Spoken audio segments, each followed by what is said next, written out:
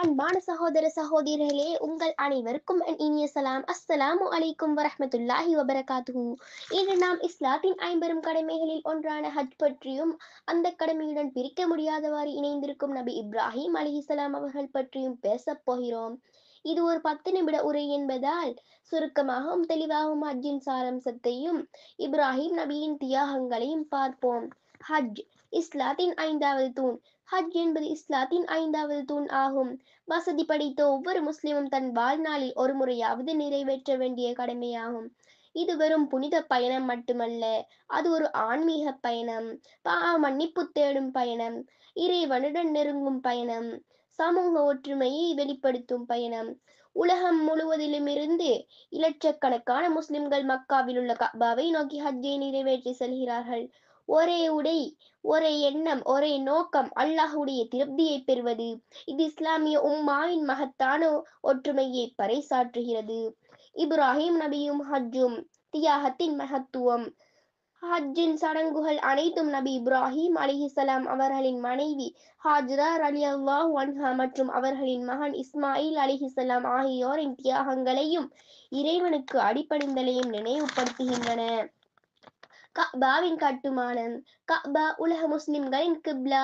நபி இப்ராஹிம் அலைஹிஸ்ஸலாம் அவர்களும் அவர்களின் மகன் இஸ்மாயில் அலைஹிஸ்ஸலாம் அவர்களும் சேர்ந்து கட்டிய இறை இல்லம்.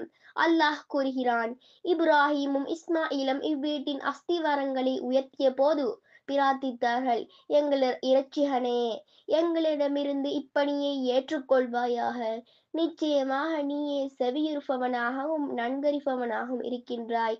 அல் குர்ஆன் 2வது அத்தியாயம் 127வது வசனம். இது இறைவனுக்காக அர்ப்பணிக்கும் உயரிய தியாகத்தின் அடையாளம். சஃபா மற்றும் மர்வாக்கு இடையில் ஓடுதல், சஇ.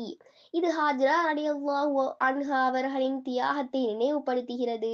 பாலைவனத்தில் தாகத்தால் தவித்த குழந்தை இஸ்மாயில் அலைஹிஸ்ஸலாமுக்காக தண்ணீர் தேடி சஃபா மற்றும் மர்வா மலைகளுக்கு இடையே 7 முறை ஓடினார்கள். இறைவனின் அருளால் சம்சம் ஊற்று புறப்பட்டது. இன்று ஹஜ் செய்பவர்கள் இந்த சஇயை நிறைவேற்றுகிறார்கள்.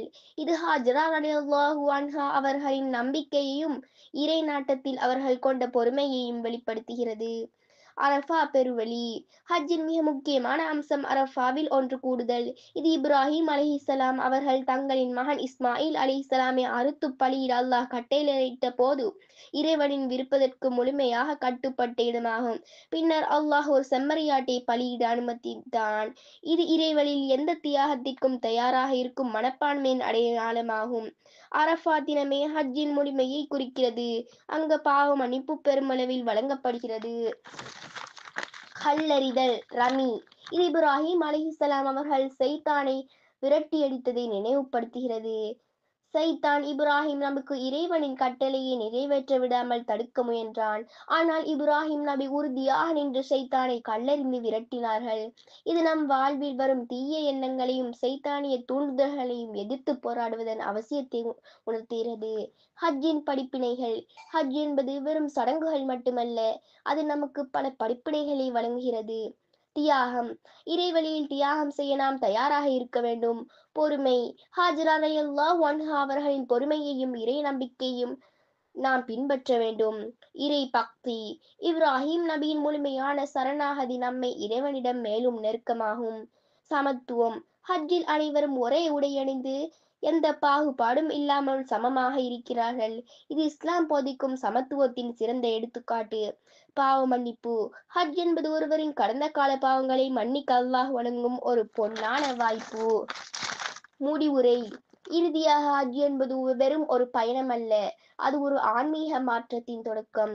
இப்ராஹிம் அலைஹிஸ்ஸலாம் அவர்களின் நம்பிக்கையும் இஸ்மாயில் அலைஹிஸ்ஸலாம் அவர்களின் பணிவும் நமக்கு என்றும் வழிகாட்டியாக இருக்கும். ஹஜ்ஜின் ஒவ்வொரு சடங்கும் நமக்கு இறைவனிடம் முழுமையாக சரணடைவதன் முக்கியத்துவத்தை உணர்த்துகிறது. அல்லாஹ் நம் அனைவருக்கும் ஹஜ்ஜை நிறைவேற்றும் பாக்கியத்தை வழங்குவானாக.